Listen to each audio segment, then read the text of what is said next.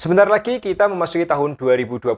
Kira-kira di 2024, program Keluarga Harapan dan juga program sembako atau istilah lamanya adalah BPNT ini akan kembali dilanjutkan atau cukup berhenti di tahun 2023 ini? Assalamualaikum warahmatullahi wabarakatuh.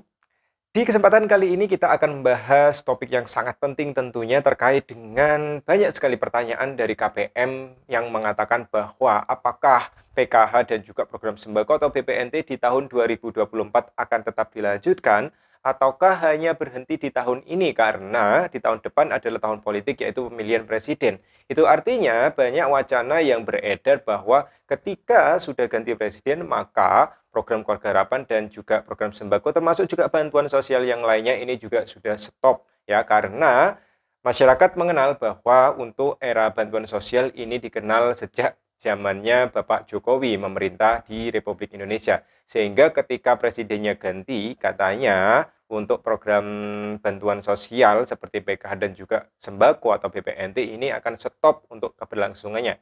Betulkah demikian? Oke, Anda harus simak ya videonya yang enggak tuntas. Jangan sampai Anda berspekulasi yang bermacam-macam tanpa menyimak videonya hingga tuntas sehingga Anda bisa kehilangan fokus jika tidak menyimak detail-detail videonya hingga selesai. Jadi seperti itu ya.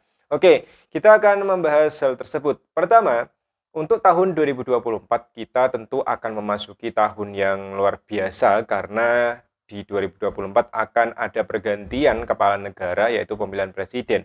Kita mengetahui bahwa di era Bapak Presiden Joko Widodo ini terkenal sekali dengan adanya bantuan sosial. Memang untuk PKH sendiri sudah ada sejak tahun 2007 ya. Maaf. Di 2007 yaitu era Bapak Susilo Bambang Yudhoyono. Sebelumnya untuk program Keluarga Harapan ini sudah ada.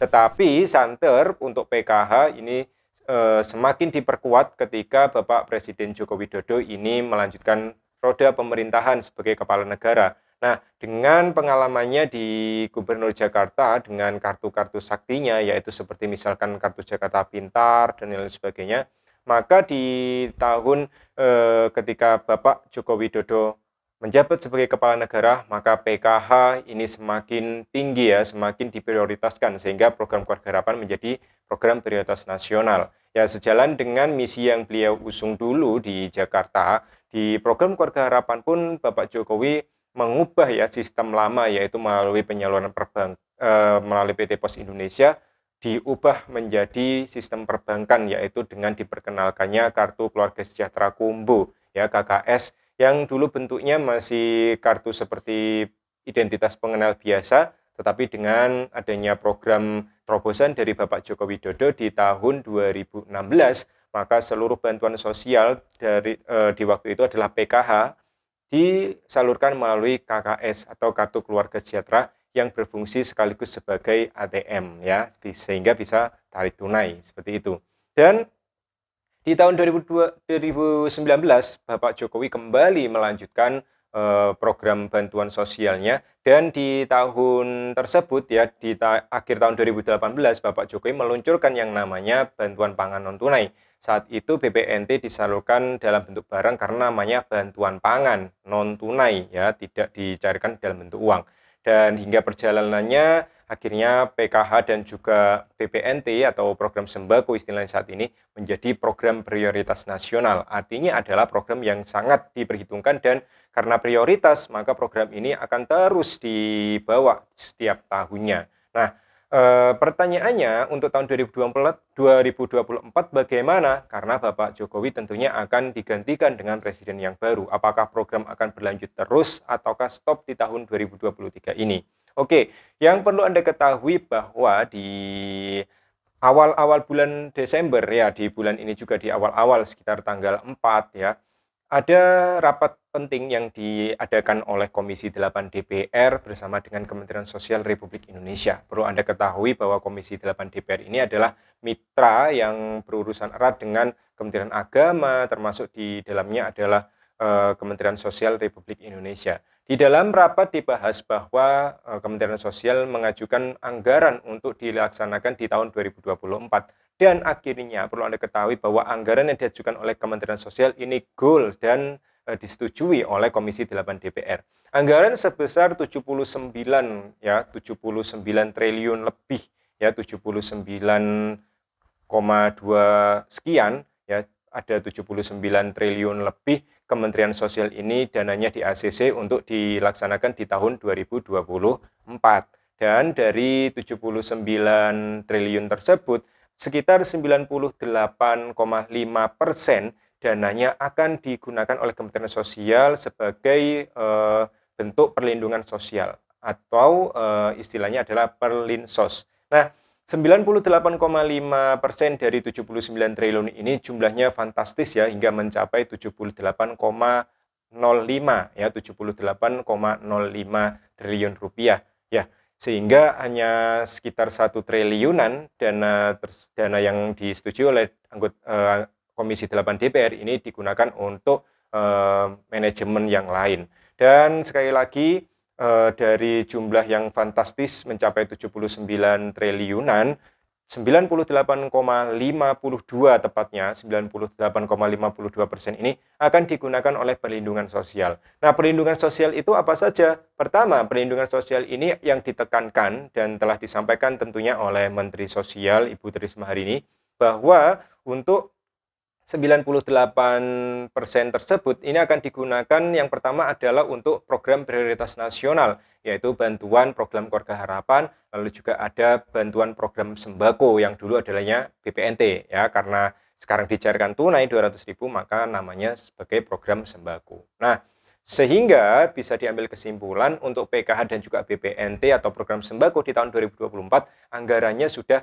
ditentukan dan sudah ada. Nah, dari 98,52% tersebut tidak hanya PKH dan juga BPNT di tahun 2024. Ada program bantuan sosial yang tentunya sangat bagus dan ini perlu dilanjutkan di tahun 2024. Misalkan ada bantuan PENA ya, Pahlawan Ekonomi Nusantara, lalu juga ada RST, Rumah Sosial Terpadu, lalu juga misalkan ada bantuan yatim piatu, ada bantuan sosial permakanan, baik itu penyandang disabilitas maupun lansia, dan bantuan sosial yang lainnya seperti misalkan bantuan sosial kebencanaan dan yang lain-lain. Jadi jelas sekali bahwa di tahun 2024 anggaran untuk perlindungan sosial termasuk di dalamnya adalah program prioritas nasional kita adalah PKH dan juga program sembako, ini insya Allah akan tetap dilanjutkan. Sehingga ini adalah kabar yang baik yang tentunya bisa menjawab pertanyaan dari KPM yang selama ini bertanya-tanya, Kap, apakah 2024 lanjut atau stop di tahun 2023? Ya, seperti itu. Oke, namun meskipun nantinya di tahun 2024 ini insya Allah akan berlanjut, kita juga akan menunggu ya untuk presiden baru, dan kita akan menunggu kebijakan terbarunya seperti apa ya, dengan prioritas nasional PK dan juga sembako, kira-kira kedepannya akan dijadikan seperti apa. Ya, harapan saya sebagai pendamping sosial, semoga di tahun 2024 sistem data ini lebih baik lagi. Ya, kita berkaca di 2019 hingga saat ini, banyak sekali penerima bantuan sosial ini yang ternyata kurang sesuai ya. Jadi rata-rata ketika saya perhatikan di data, rata-rata adalah penerima BPNT murni yang sebelumnya ini hanya menerima sembako dan tidak terverifikasi dengan baik, yang rata-rata sangat mampu, ada yang punya mobil, yang rumahnya besar, ternyata tiba-tiba masuk sebagai penerima PKH. Nah, sistem yang langsung validasi oleh aplikasi ya, jadi validasi by system sebutnya, ini menurut saya tidak cocok sekali ketika diterapkan untuk penerima PKH, sehingga di luar termasuk juga di media sosial, di channel Sibersektor banyak sekali yang protes bahwa penerima PKH hanya itu saja yang mampu, yang punya mobil, yang rumahnya besar masih dapat bantuan terus. Nah, ini adalah bisa saya katakan kesalahan melalui validasi by system. Jika dulu ketika saya baru masuk menjadi SDM pendamping sosial PKH, untuk penentuan KPM layak atau tidaknya, kami selalu melakukan validasi dulu. Pertemuan awal, lalu kita validasi dari data yang ada, benarkah KPM ini mampu atau memang sudah tidak mampu dan layak untuk dibantu. Ketika validasi melalui manual tersebut dilakukan, maka insya Allah ini data akan ya setidaknya tidak 100%, tapi 90%, 99% bisa valid, karena memang validatornya dalam hal ini pendamping PKH bukanlah memiliki kepentingan, ya misalkan kerabat dari RT, kerabat dari kepala desa, kami tidak memiliki hubungan ya di masyarakat setempat. Karena jika misalkan berkaca dari saya, pengalaman saya ketika baru masuk PKH, saya berada di desa yang jauh dari tempat domisili saya berada, sehingga saya tidak mengenal. Ketika melakukan validasi ya sungguhan ya, jadi memang benar-benar menilai apakah ini layak atau tidak untuk dibantu.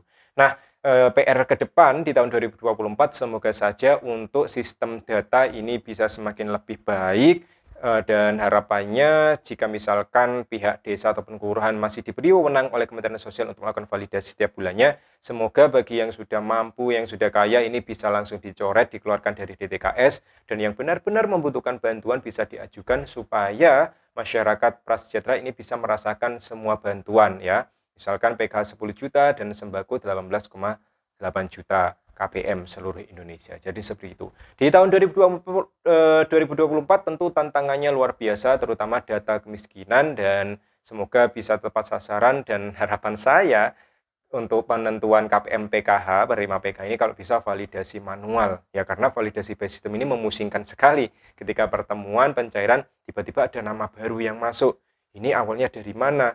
Ternyata dari penerima BPNT murni tiba-tiba masuk PKH, dan ketika dicek ternyata ekonominya sudah mampu. Dan ini blunder karena di lapangan pendamping yang akan disalahkan. Padahal kami sebagai user data dan data-data yang ada ini ternyata sistem datanya atau pengelolaan datanya masih kurang baik ya. Kedepannya seperti itu. Yang jelas mungkin itu saja informasi yang bisa saya berikan. Kesimpulannya adalah insya Allah di tahun 2024 PKH dan juga program sembako dan bantuan sosial lainnya yang dirasa layak dan pantas untuk dilanjutkan insya Allah akan berlanjut di tahun 2024. Kita tinggal menunggu kepastiannya melalui presiden terbaru yang akan terpilih di bulan Februari nanti, dan harapannya semoga semuanya berjalan dengan baik dan lancar. Oke, demikian. Jika ingin sharing informasi dan ingin sharing pengalaman, silakan Anda kolom komentar, silakan Anda isi. Seperti itu ya. Terima kasih atas dukungan Anda. Saya ucapkan khusus terima kasih bagi Anda yang telah subscribe channel ini dan selalu support perkembangan channel Inspirasi Oktara. Saya akhiri, wassalamualaikum warahmatullahi wabarakatuh.